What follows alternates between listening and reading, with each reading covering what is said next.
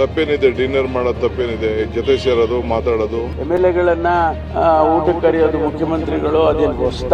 ಬಹಳ ದಿನ ಆಯ್ತು ಊಟ ಕೊಟ್ಟು, ಅದಕ್ಕೋಸ್ಕರ ಎಲ್ಲ ಮಿನಿಸ್ಟರ್ಗಳನ್ನ ಊಟಕ್ಕೆ ಕರೆದಿದ್ದೀನಿ. ಘನಂದಾರಿ ಕಾಂಗ್ರೆಸ್ ಶಾಸಕರಿಗೆ ಔತಣಕೂಟ. ದೇಶದಲ್ಲಿ ಕೇವಲ 2-3 ರಾಜ್ಯಗಳಲ್ಲಿ ಕಾಂಗ್ರೆಸ್ ಸರ್ಕಾರವಿದ್ದು ಎಲ್ಲರ ಕಾರ್ಯವೈಖರಿ ದೇಶದಲ್ಲಿ ಶೂನ್ಯವಾಗಿದೆ.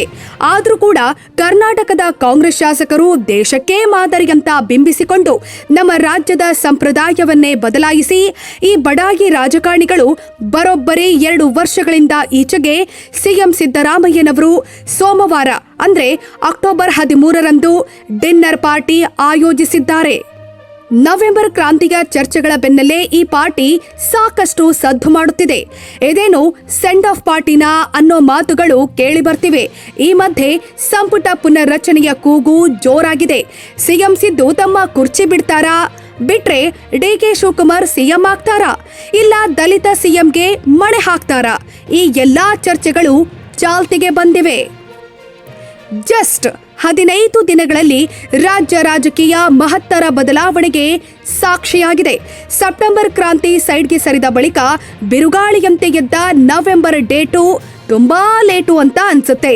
ಸಿಎಂ ಸಿದ್ದು 3 ಅಸ್ತ್ರ ಹೂಡಿ ಎದುರಾಳಿ ಪಡೆಯ ಜಂಘಾಬಲವನ್ನೇ ಕುಸಿಯುವಂತೆ ಮಾಡಿದ್ದಾರೆ. ಪಟ್ಟದಾಟಕ್ಕೆ ಬೇಟೆಯಾಡಿದ ಸಿದ್ದರಾಮಯ್ಯ ದಿಢೀರ್ ಸಂಪುಟ ಪುನರ್ರಚನೆಯ ದಾಳ ಉರುಳಿಸಿದ್ದಾರೆ. ಅಂದ್ಹಾಗೆ ಸಚಿವ ಸಂಪುಟ ಪುನರ್ರಚನೆ ಬಗ್ಗೆ ಸಿಎಂ ಸಿದ್ದರಾಮಯ್ಯ ಸುಳಿವು ಕೊಟ್ಟಿದ್ದಾರೆ. ಈ ಬೆನ್ನಲ್ಲೇ ರಾಜ್ಯ ಕಾಂಗ್ರೆಸ್ನಲ್ಲಿ ರಾಜಕೀಯ ಚಟುವಟಿಕೆಗಳು ಮೈದಳೆದು ನಿಂತಿದ್ದು, ಸೈಲೆಂಟ್ ಆಗಿದ್ದ ಆಕಾಂಕ್ಷಿಗಳು ಅಲರ್ಟ್ ಆಗಿದ್ದು ಮೈ ಕೊಡವಿ ಎದ್ದು ನಿಂತಿದ್ದಾರೆ. ಸಿಎಂ ಮಾತಿನಿಂದಲೇ ವರ್ಷಾಂತಕ್ಕೆ ಸಂಪುಟ ಪುನರ್ರಚನೆ ಆಗೋದು ಬಹುತೇಕ ಖಚಿತವಾಗಿದೆ.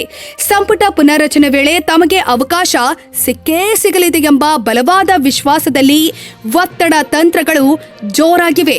ಸಿಎಂ ಸುತ್ತಮುತ್ತ ಆಕಾಂಕ್ಷಿಗಳು ಕಾಣಿಸಿಕೊಳ್ತಿದ್ದಾರೆ. ಆಸ್ಪತ್ರೆಯಿಂದ ಡಿಸ್ಚಾರ್ಜ್ ಆದ AICC ಅಧ್ಯಕ್ಷ ಖರ್ಗೆ ಆರೋಗ್ಯ ವಿಚಾರಿಸುವ ನೆಪದಲ್ಲಿ ಸುಳಿದಾಡಿದ್ದಾರೆ. ಸಚಿವರಿಗೆ ಸೋಮವಾರ ಸಿಎಂ ಸಿದ್ದರಾಮಯ್ಯ ದಿಢೀರ್ ಡಿನ್ನರ್ ಪಾರ್ಟಿ ಆಯೋಜಿಸಿದ್ದಾರೆ. ಸಂಪುಟ ಪುನರ್ರಚನೆ ಚರ್ಚೆ ಹೊತ್ತಲ್ಲೇ ಔತಣಕ್ಕೆ ಆಹ್ವಾನಿಸಿದ್ದು ರಾಜಕಾರಣದಲ್ಲಿ ಕುತೂಹಲಕ್ಕೆ ಕಾರಣವಾಗಿದೆ. ಸಿಎಂ ಸರ್ಕಾರಿ ನಿವಾಸ ಕಾವೇರಿಯಲ್ಲಿ ಔತಣಕೂಟ ನಡೆಯಲಿದೆ.